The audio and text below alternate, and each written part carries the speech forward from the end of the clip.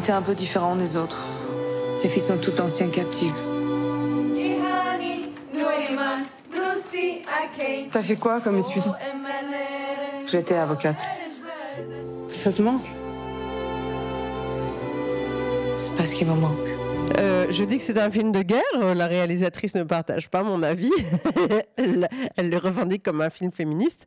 Moi, en tout cas, je l'ai fait comme un film de guerre et c'est ce qui m'a attiré dans le projet.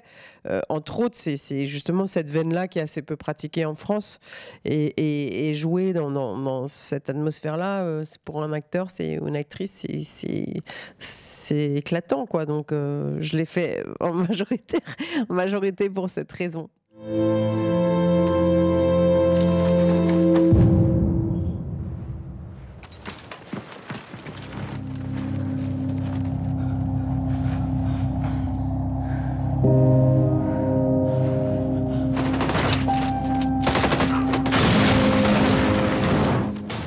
Par contre, c'est archi frustrant parce que, par exemple, je suis la seule à pas avoir d'arme. Alors qu'évidemment, j'aurais adoré apprendre à manier une arme et à me déplacer comme on se déplace quand on est soldate.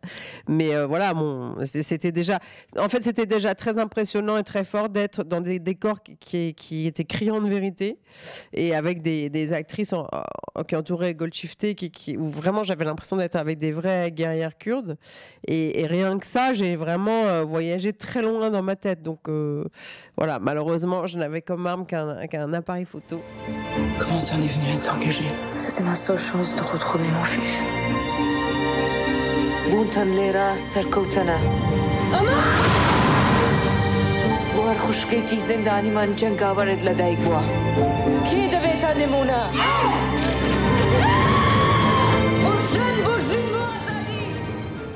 Vous avez construit comment le personnage? Moi, il me fait penser un peu à John Wayne Oui, mais ça, c'est à cause du... Non, mais il y a aussi le côté un peu en recul, le côté un peu... Il y a un petit côté cow-boy dans votre façon de jouer. De toute façon, il y a un côté... J'ai un petit côté cow-boy dans la vie, donc... si, je vous assure. Si, je le sais. Et puis, de toute façon, je suis très fan des cow-boys depuis que je suis enfant, donc peut-être que ça vient de là aussi. Bah oui, enfin, ça, après, beaucoup de choses viennent des costumes.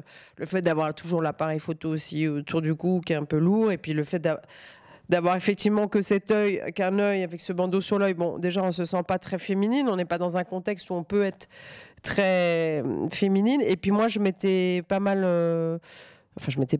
Eva m'avait mis en contact avec des gens qui m'ont raconté comment ça se passe. Et moi, c'est sur des éléments très concrets que je peux construire ce genre de choses. C'est savoir qu'est-ce qu'ils mangent, comment ils dorment, est-ce qu'ils ont peur, voilà, sur des choses. Oui, on m'a dit que tu étais une survivante du massacre de Gordiennet. J'avais interviewé une rescapée. Je suis désolée.